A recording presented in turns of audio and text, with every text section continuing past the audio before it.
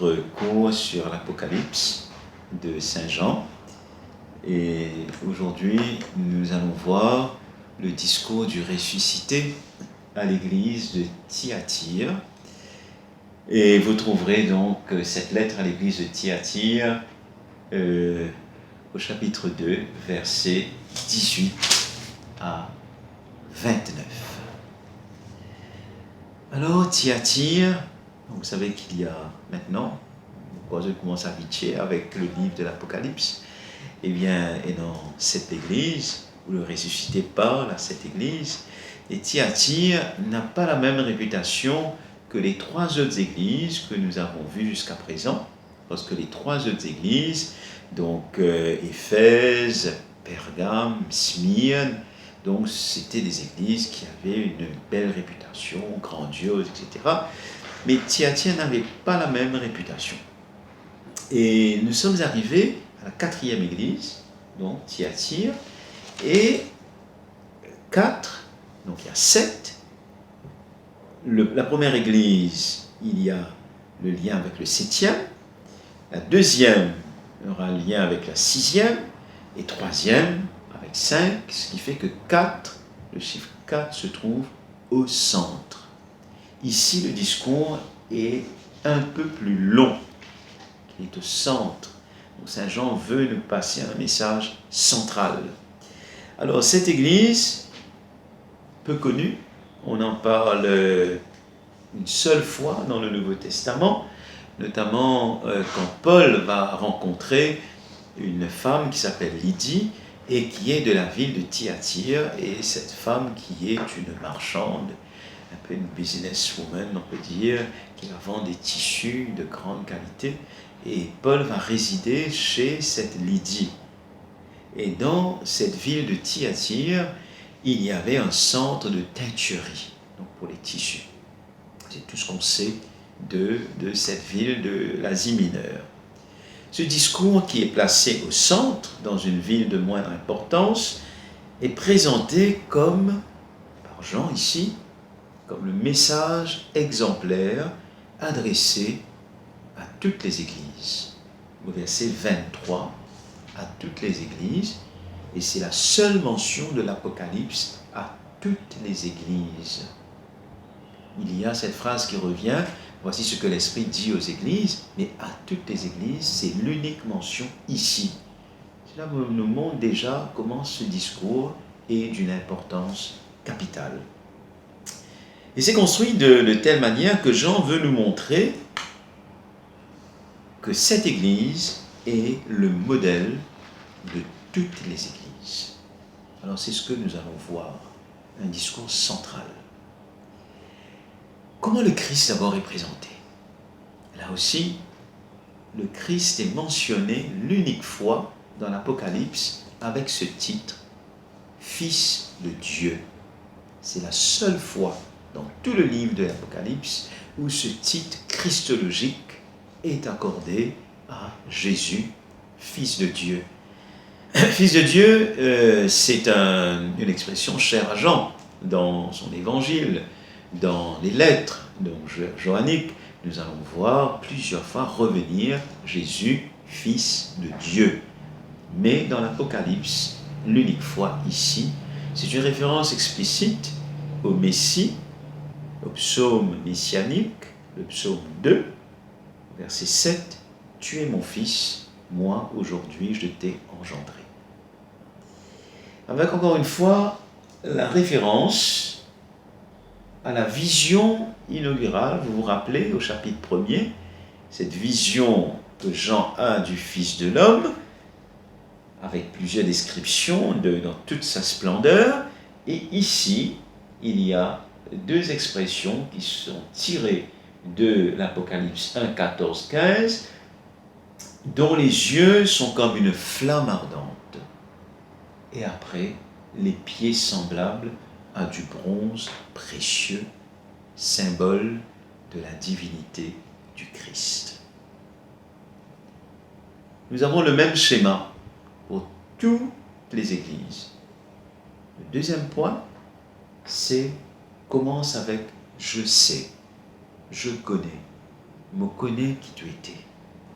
Et là, le ressuscité, parlant à l'ange de l'église qui est à Thyatire, parlant à cette église, à ses responsables, a dit, mais voilà tes points forts.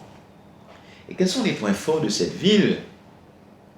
D'abord, nous pouvons comprendre ici ce qui fait le fondement même du chrétien.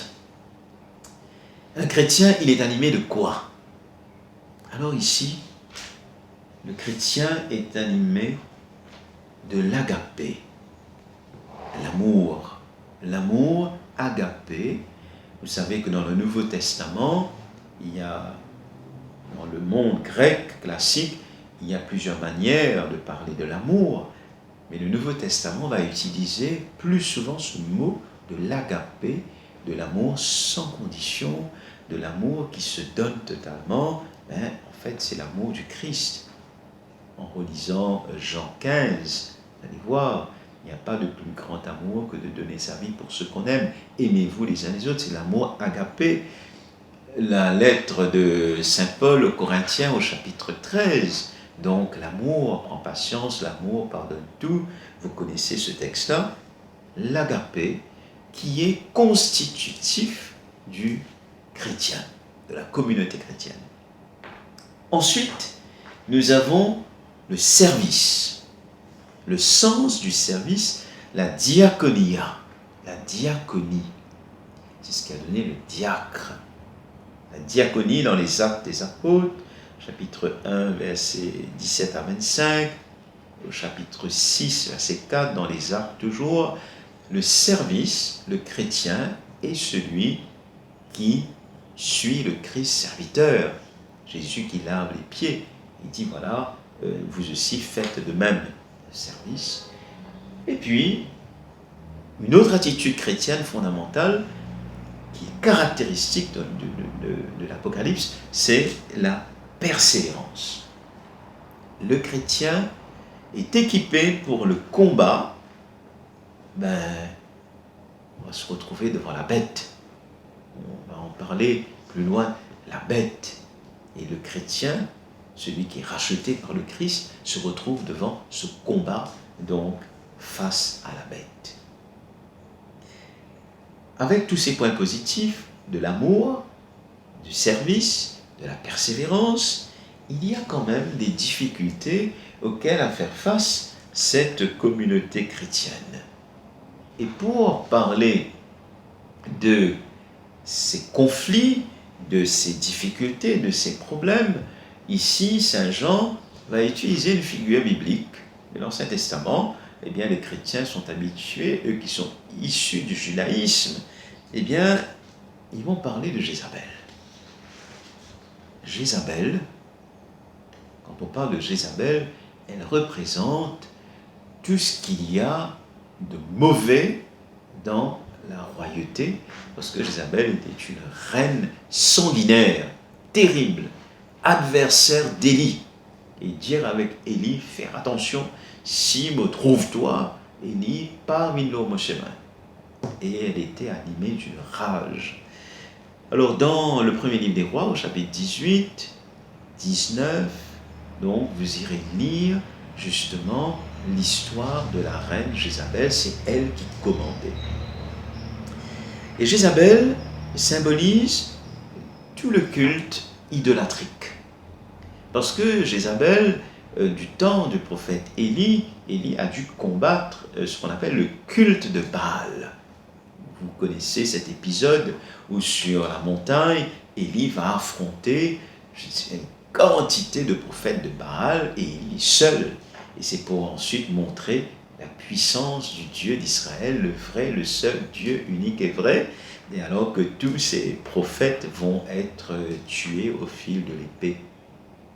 Donc Élie va combattre, parce que le peuple, justement, a cette tendance de dire, mais où est-ce qu'on va choisir? Qui on va choisir? Et pour Élie, c'est clair, il faut choisir Dieu, l'unique Dieu. Les premières communautés chrétiennes auront aussi à lutter contre toute cette tentation des idoles. Jézabel personnifie cela dans l'Ancien Testament. Et ici, Saint Jean fait référence à cette figure pour inviter les chrétiens à résister à toutes ces tentations, à la viande offerte aux idoles. Je le disais dans l'église de Pergame, comment c'est une question litigieuse pour les premières communautés chrétiennes, qu'est-ce qu'il fallait faire. Et puis, en utilisant ici, pour dénoncer ce culte idolâtrique, Saint Jean va utiliser les expressions de la prostitution et de l'adultère. Vous l'avez vu, vous le verrez quand vous lirez. C'est un vocabulaire propre aux prophètes de l'Ancien Testament, surtout quand vous irez voir Osée, chapitres 2 et 3, Ézéchiel 16. Donc, ce langage est utilisé pour dénoncer ce culte aux idoles. Regardez aussi le livre des Juges, au chapitre 2, verset 17.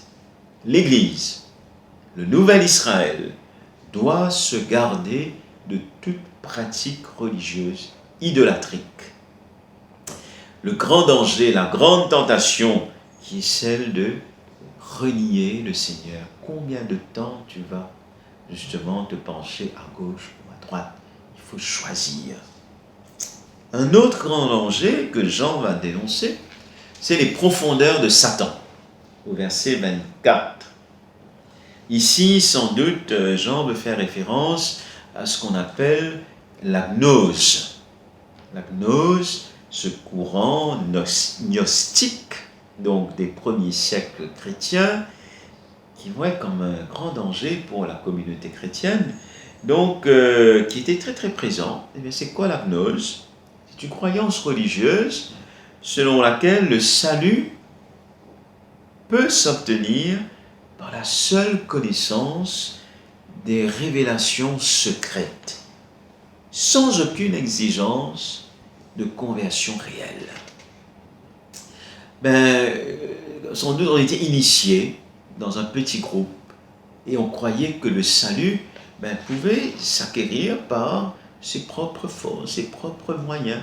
Et aujourd'hui, il y a un grand danger, ça peut venir aussi la gnose, ce n'est pas simplement qu'au temps de Jésus. Donc, et les chrétiens ont dû combattre cela. La gnose, et Saint Jean surtout, va être confronté à cela. Et le contraire de la gnose, c'est le christianisme. Le salut s'obtient que par le Christ ressuscité. Et c'est lui, et alors que la gnose était réservée à quelques initiés, un petit groupe, le salut est offert à tous les hommes, à toutes les personnes. Et l'importance de la conversion. Il est important de se convertir.